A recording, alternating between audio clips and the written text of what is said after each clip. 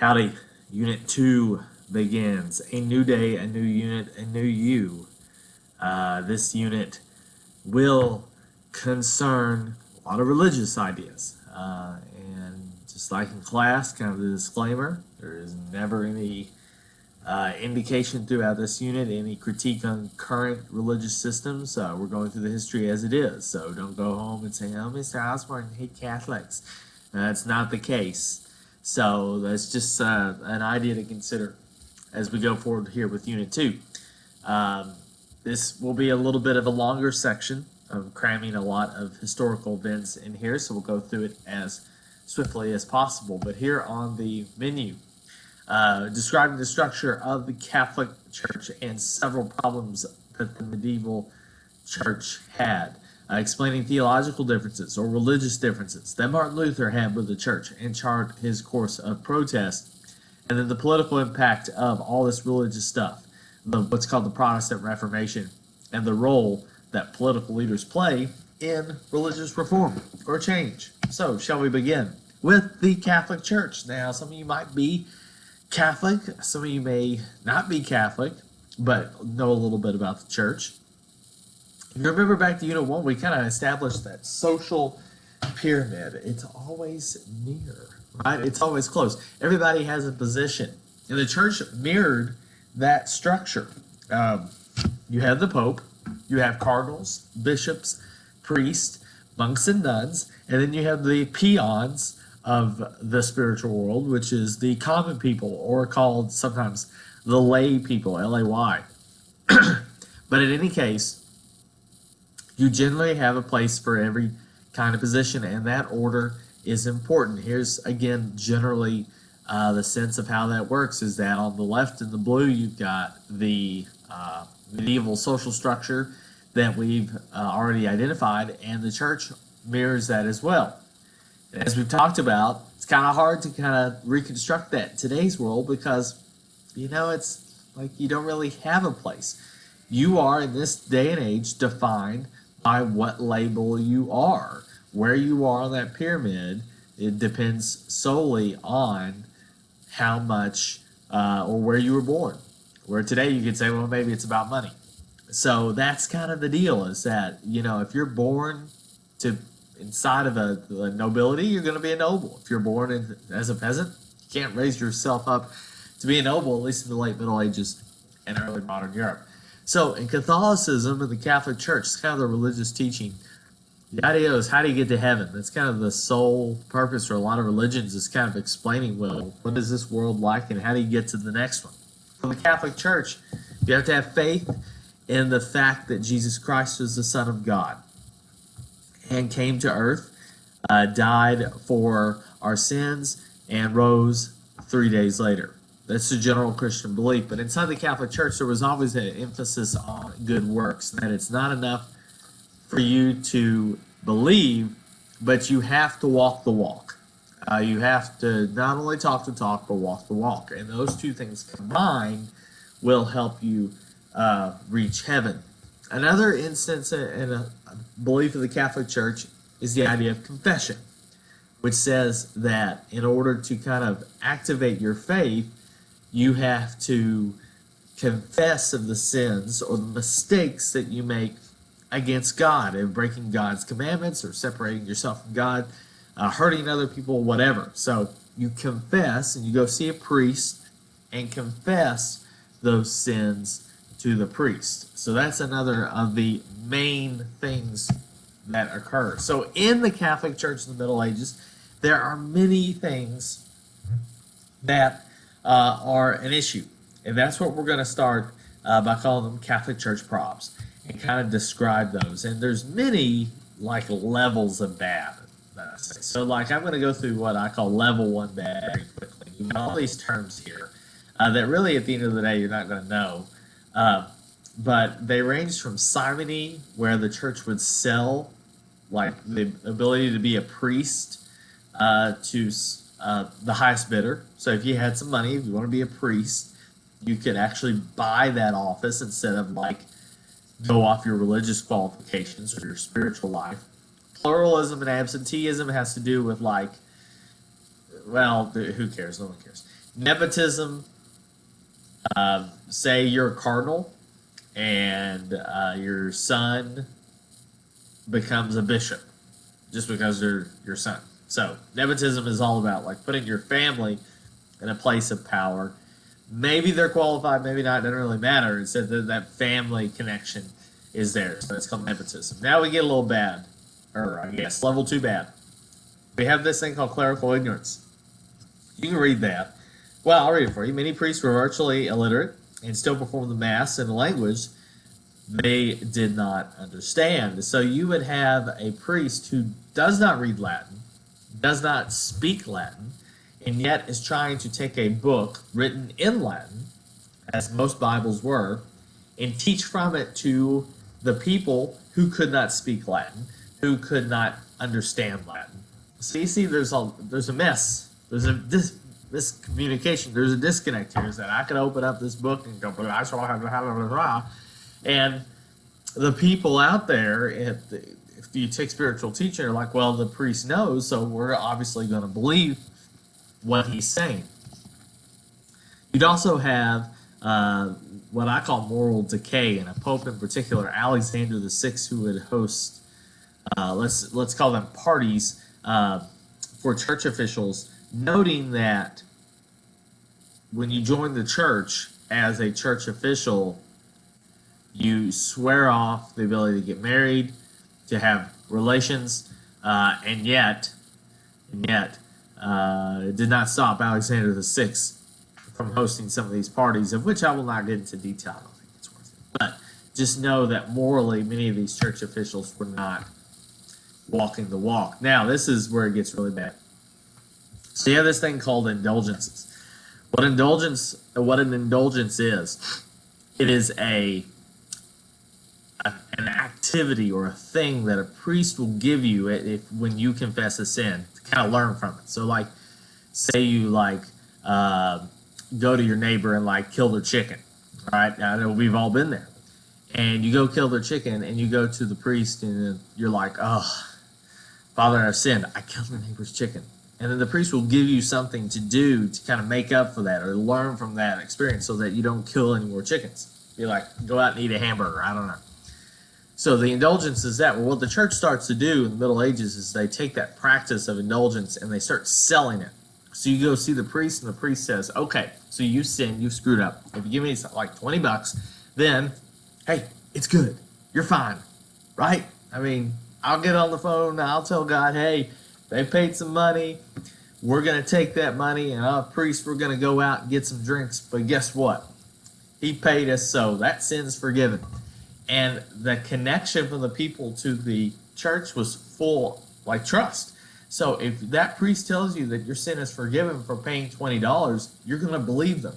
So this is a practice called selling indulgences. And a man named Johann Tetzel, we're going to kind of see a little bit and experience. He's like the king of these things. He goes around and makes all these speeches and says, hey, if you don't pay tonight, you're going to hell, right? You're going to burn. So he's like the man when it comes to selling these things. So indulgences themselves are not bad in terms of like a moral sense, but maybe selling them, well, maybe that crosses the line.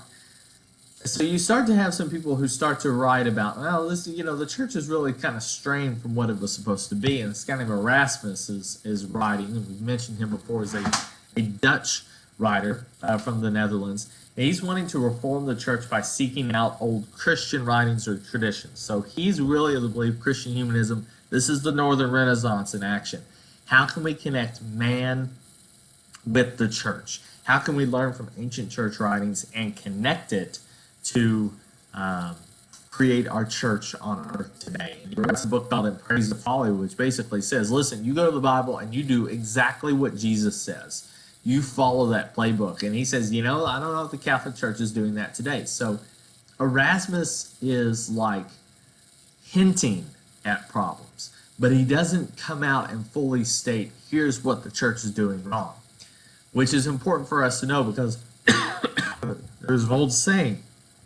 It says that Erasmus laid the egg that this dude named Luther hatched. So again, Erasmus is like subtweeting a little bit. He's like saying, there may be some problems. Here's what we should do.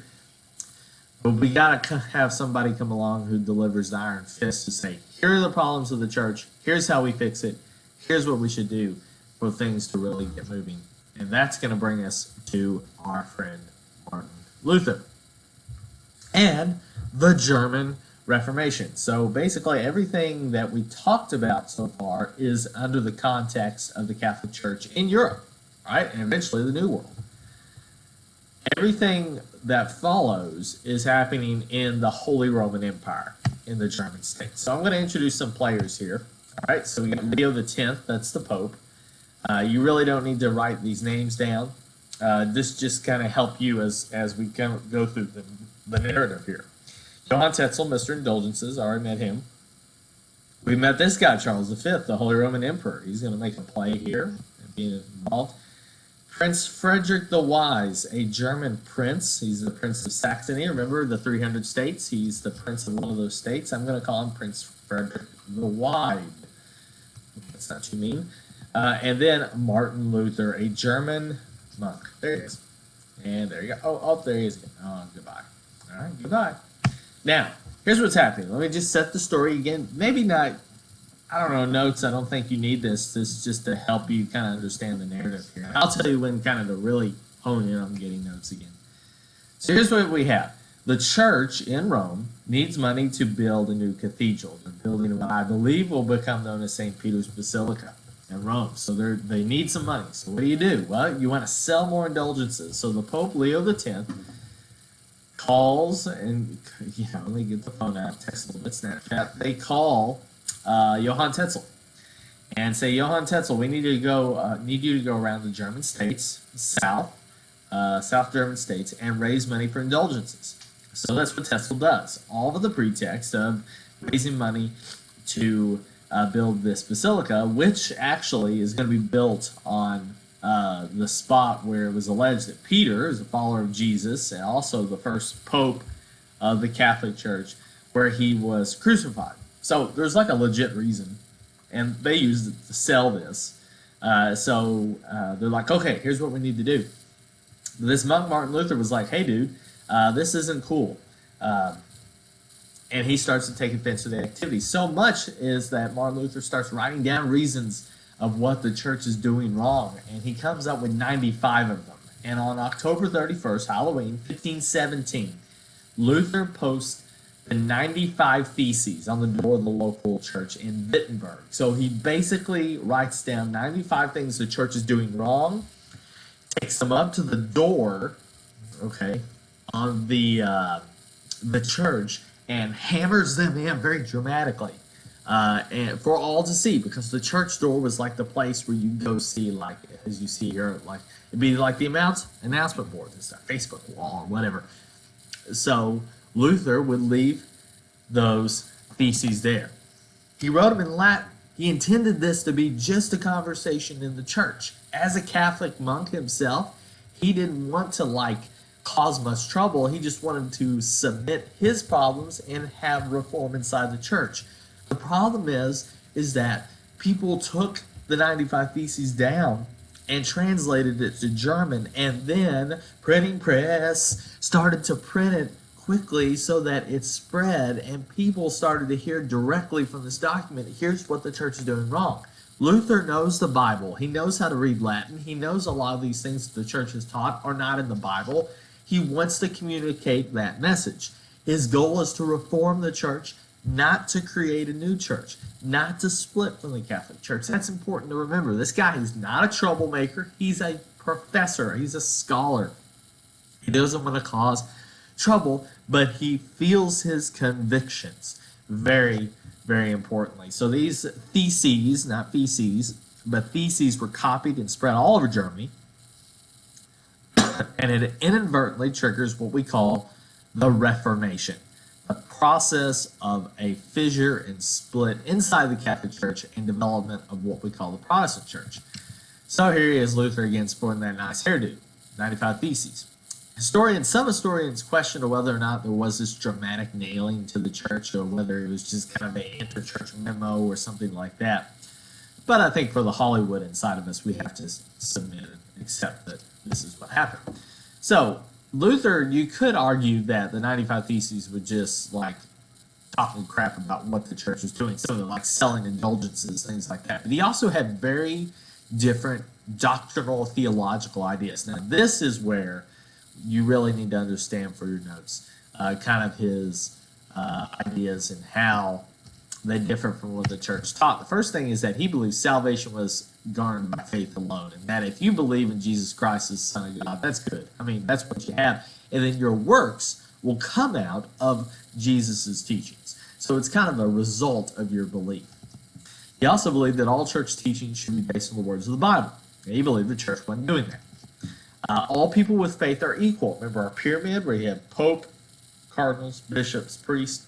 He believed that everybody on the pyramid could have that direct relationship with God, that you did not have to go through a priest to connect with God, that you could have that relationship yourself and totally disregard the, I guess, structure, that spiritual role model or guide that the church employed. And he phrased that a priesthood of all believers, that you were your own priest. You could communicate with God. Now think, how does that connect with Renaissance ideas? Because the Renaissance is happening here. You could connect with God. Something to think about. He also encouraged German princes to improve the church in their state. More on that in a second. So, okay, is the church going to take this line down? People criticize the church all the time, but now with the printing press and people reading this in German, and people starting to question what is the church doing, this is going to raise a ruckus and a kerfuffle. So the Pope is going to ask Luther to shut up. Luther says no. He refuses to stop speaking, and then he becomes protected and supported by Prince Frederick the Wise. Now the question is, why would the prince do that? Why would he want to get involved? Think about that. We'll discuss the motivations of these German princes here soon, but think about what the prince could gain with the church being less. So then the church is going to look to silence Luther. There's Prince Frederick the Wise right there. So the church is going to put Luther on trial. That trial is called the Diet of Worms, 1521. And what the church wants is for Luther, and this is 4 years after 95 Theses, they want Luther to recant or back away from his beliefs. So Charles V, the Holy Roman Emperor, travels to Worms and sits as judge at this trial and asks Luther to recant his beliefs and say, I was wrong, the church is right about everything. Luther doesn't recant. He says, nope, here I stand. I can do no other. I will not back away from what I believe is right. He's branded a heretic and an outlaw. He's excommunicated from the church, which in other words, from the church's perspective, means you're gonna burn. So, this is bad news for Luther. And basically, the church also says that, we still have the authority in this part of the German states that if someone is caught, murdering him in cold blood and, dancing on his remains, we're not going to seek to excommunicate that person for murder, or there won't be any sort of legal recourse. So it's if you leave here, you're basically not recognized by anything. So it's a big problem. So it's a terrible picture of Charles V. So Luther is on his way out of the Diet of Worms after being excommunicated and is kidnapped by agents of Frederick the Wise. So that Luther can be protected and then translate the Bible into German. What a huge moment this will be. Because now the source of spiritual understanding that the Catholic Church had basically had a monopoly on for a millennium is now going to be accessible for individual consumption and interpretation. That's what Luther would say, is that an individual has the right to interpret the Bible how they see or what it means. It's a revolutionary concept. And people, while Luther is translating the Bible, while working under the protection of Frederick, people start to practice Luther's beliefs outside of the context of the church, and they're called Lutherans. All right? And, hey, in Madison County today, wherever you are, you're going to find Lutheran churches, and they owe their foundation to the direct ideas of Martin Luther. And here is kind of the idea of Luther at the Diet of Worms defending his revolutionary beliefs. Now, how does this impact the world going after? Because what we start to see, Frederick the Wide is a political figure. He's a German prince. Charles V is a political figure. He's the Holy Roman Emperor. The political situation is going to totally change because political leaders will start to use religion to enhance their own power. Now, we start, though, at the bottom. Luther, if you remember, said, all people with faith are equal. Well, Joe the peasant, or Hans the peasant, is going to hear that and say, you know, I have to pay these high taxes. I have to work on this prince's land or noble's land. If he's saying that all people with faith are equal, shouldn't we be equal? Equal taxes, government, political rights, and it's going to trigger what becomes known as the German Peasants' Revolt. The German Peasants' Revolt. Luther, however, intended that freedom to be only for spiritual means, not the political world, not the world that we inhabit now. And he believed that people should obey their political authorities. He hated this revolt, which spanned 2 years over the German countryside and claimed hundreds of thousands of lives, and he encouraged princes like Frederick the Wide to stop the revolts. Of course, Luther is also dependent on their protection, right? The prince's protection. So maybe he says that just because he wants to be on the prince's side, because he needs protection from them from agents of the church. Or maybe he was fully convicted of his beliefs. I lean toward that, the latter, that he was fully convicted. In any case, though, he's going to side against the peasants. This revolt is put down, and the peasants will stay primarily Catholic and exit the progression of what we call the Reformation. So peasants, from now on, as we talk about like Reformation activities, they're going to primarily, in most areas of Europe, stay Catholic. So you have war for 30 years. People are angry, babies dying, it's not pretty. This war is triggered not so much from the bottom, but it is from the top.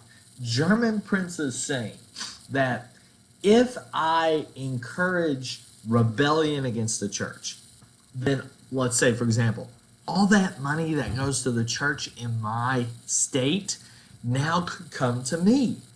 And I wouldn't have to send all that wealth out to Rome if I got rid of the church. And I start, say, an alternate belief system, maybe this Lutheranism. Well, that church is here, and I can have more authority over that than, say, the church in Rome. So why wouldn't I support anti-Catholic measures? And that's what triggers these conflicts, is that you have princes who want to go Protestant. By the way, Protestant is the term for any Christian, not Catholic. You have some wanting to go Protestant. You are wanting or having some go stay Catholic, and it creates this big division inside the German state, so much so that Charles V's dream of a Catholic Europe is starting to die. And we have to find peace at some point, because after 30 years of civil war, in essence, in the German states, this has to end. And we have what's called the Peace of Augsburg. 1555. Luther has now been dead for 9 years. So to show you how long this fighting goes on. This peace will calm religious fighting in the HRE, so it's going to settle some things down. The provision is this, is that a prince in Germany could, without fear of prosecution and persecution, choose for his state either Lutheran or Catholicism. Those two belief systems. It's not the individual in the state picking. It's not each peasant family saying, I want to be a Lutheran, I want to be a Catholic. It is the prince at the top saying, I'm going to do this, or well, just two options. And everybody in my state, this is what we're going to do. So I'm making the decision for us. And it establishes the theme of political leaders determining the religious faith of their subjects. That's a common theme of this period called the Reformation, is that it's not going to be an individual's choice. It's going to be the state's choice. And they're using the state to help themselves politically, financially, economically, whatever it is. It also is going to result in the permanent religious division of Germany. Bad for the idea of a united Germany, because you're going to have German states right beside each other that are basically like Protestant, Catholic. And this gives you kind of an idea and shows you the Holy Roman Empire is split due to religious differences. It's bad for the idea of a united Germany, but it's good for everybody else around them, especially France, because they don't have to deal with the political unity and strength that a united Germany would bring. And this gives you an idea in 1555 just how scrambled this was. So it doesn't solve problems, but it does kind of, I guess, say, all right, we've had 30 years of war. We need to stop this conflict. Ironic that it made this much of a change, because again, Luther didn't want this change. He wanted to just reform the church from the inside. Big parts of this section, it is a lot. This unit is a lot to take in, but the big parts to remember: understand the basic structure of the church and the problems that the church had, especially the indulgence issue. Understand Luther's theological differences, and then kind of some one or two big events that how he protested, and then the political impact of the Reformation, the Protestant Reformation, and the role that political leaders played in religious reform, especially that Peace of Augsburg. I'm going to get out of here because I've been here with you too long. Peace.